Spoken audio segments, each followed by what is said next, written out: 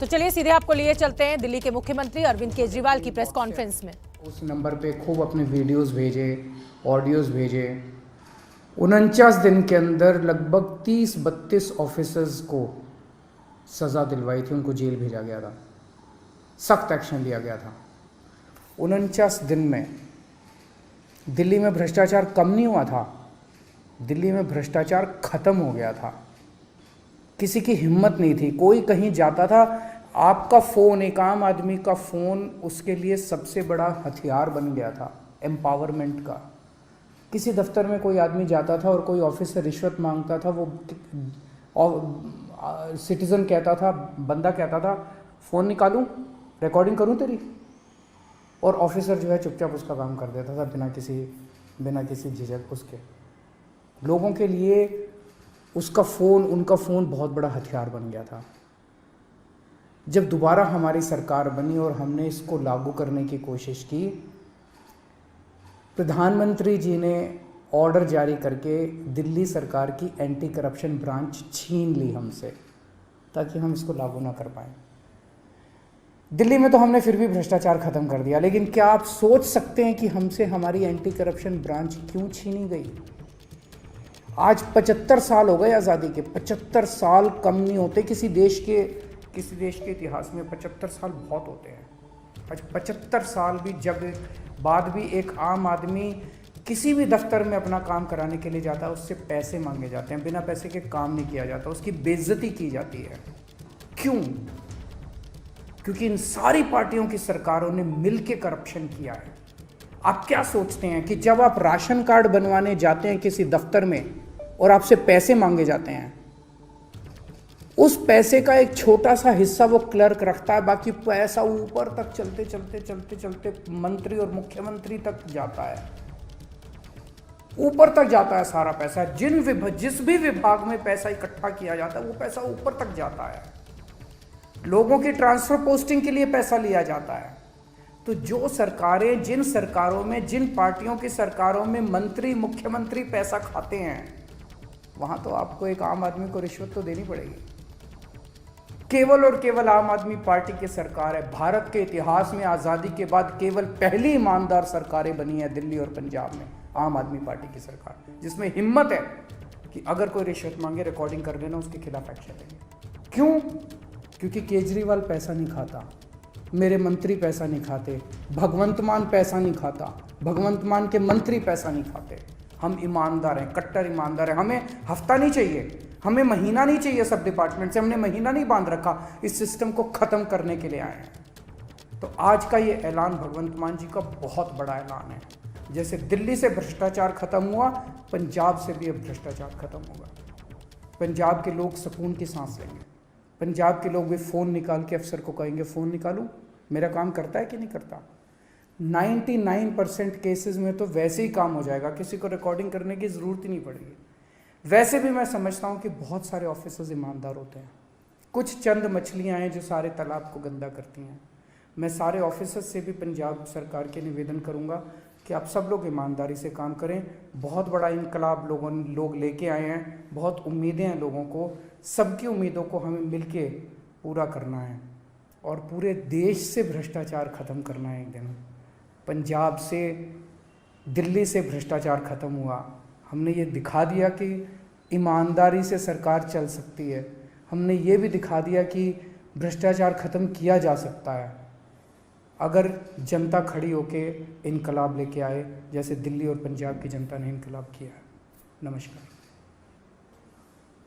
तो दिल्ली के मुख्यमंत्री अरविंद केजरीवाल को आप सुन रहे थे। अरविंद केजरीवाल का कहना है कि भगवंत मान ने जैसे एंटी करप्शन हेल्पलाइन नंबर जारी किया है, वो एक ऐतिहासिक फैसला। दिल्ली में भी हमने ऐसा ही किया था और 49 दिन के भीतर हमें बड़ी सफलता मिली थी। पंजाब की जनता से ये अपील कि अगर कोई आपसे भ्रष्टाचार करे, आपसे रिश्वत मांगे, तो फौरन उसका वीडियो बनाए, ऑडियो बनाए और शिकायत दर्ज कराए। तो दिल्ली में हमने भ्रष्टाचार खत्म किया, अरविंद केजरीवाल का कह रहा है। एक और बड़ा दावा उन्होंने अपनी प्रेस कॉन्फ्रेंस में आज पेश किया और वो ये कि देश के इतिहास में पहली ऐसी सरकार जो सबसे ज्यादा ईमानदार है। तो चलिए अब रुख कर लेते हैं गोरखपुर का। मुख्यमंत्री योगी आदित्यनाथ गोरखपुर पहुंच चुके हैं। गोरखपुर पहुंचते ही मुख्यमंत्री योगी ने गोरखनाथ मंदिर में पूजा अर्चना की। थोड़ी देर में मुख्यमंत्री योगी आदित्यनाथ आरएसएस की अगुवाई में होली के दिन निकाले जाने वाली भगवान नरसिंह की शोभा यात्रा में बतौर मुख्य अतिथि भी शामिल होंगे। पिछले 78 साल से ये शोभा यात्रा निकाली जा रही है और 25 सालों से योगी इस शोभा यात्रा में बतौर मुख्य अतिथि शामिल होते रहे हैं।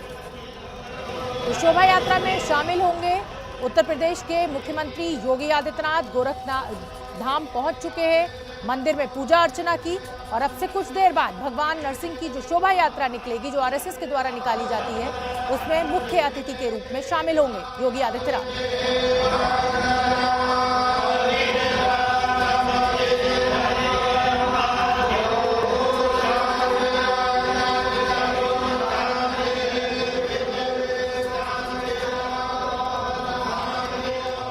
तो चलिए अब रुख कर लेते हैं मेरे सहयोगी अजय दुबे का, जो गोरखपुर में मौजूद हैं।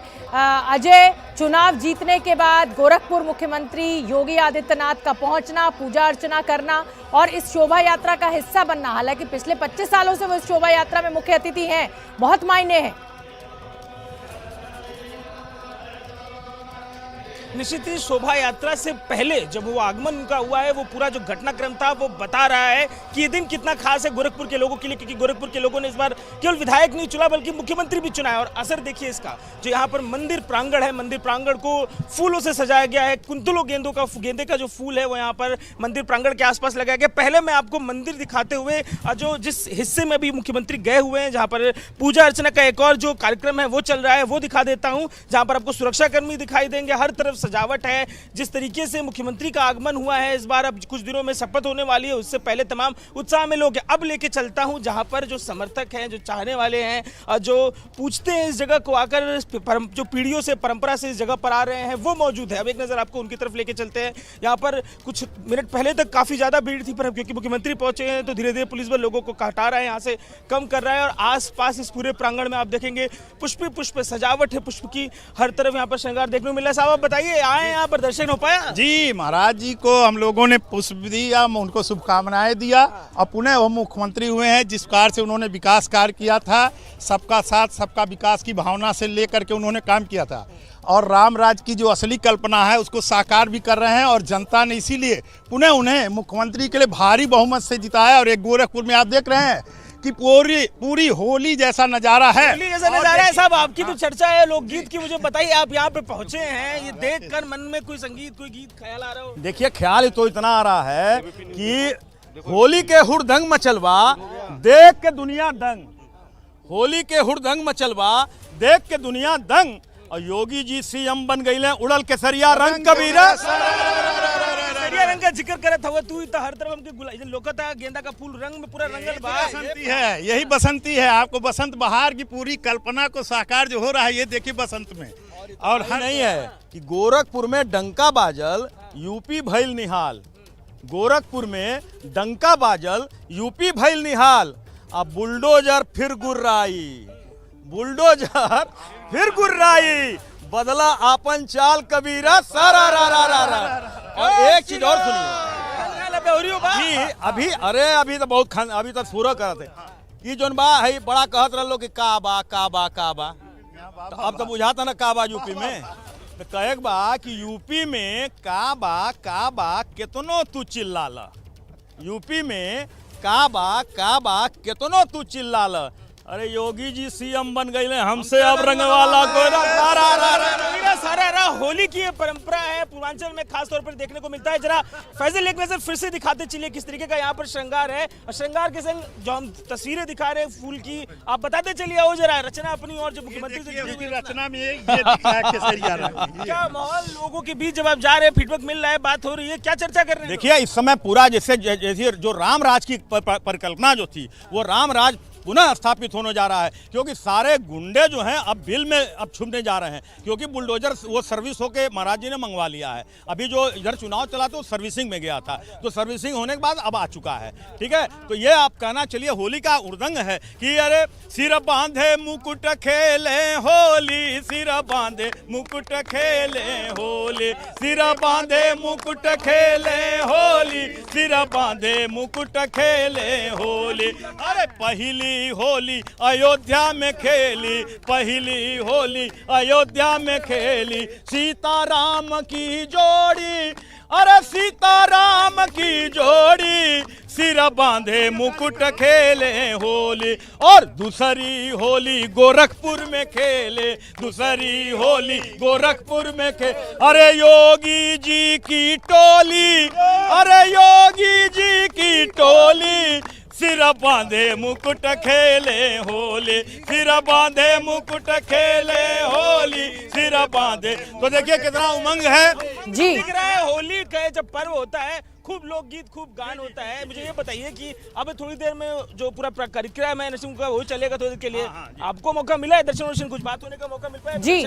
महाराज जी का आशीर्वाद मिल चुका है। बिल्कुल अजय दुबे, ये जो उत्साह है, ये जो जोश है कार्यकर्ताओं का, और ऊपर से होली का त्योहार और योगी आदित्यनाथ की वापसी। योगी आदित्यनाथ रंगों से सराबोर गोरखनाथ मंदिर आज पहुंचे, वहां पर पूजा अर्चना की, और अब आरएसएस के द्वारा भगवान नरसिंह की जो शोभा यात्रा निकाली जाएगी उसमें वो मुख्य अतिथि भी होंगे।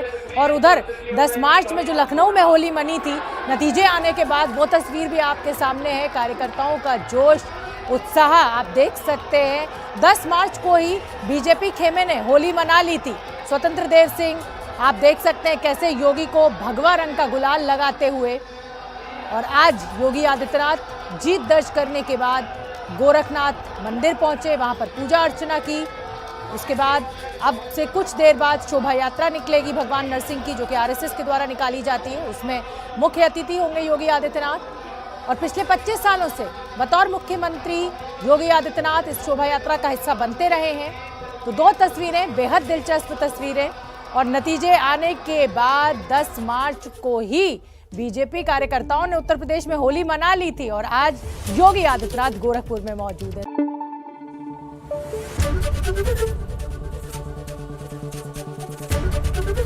एबीपी न्यूज आपको रखे आगे।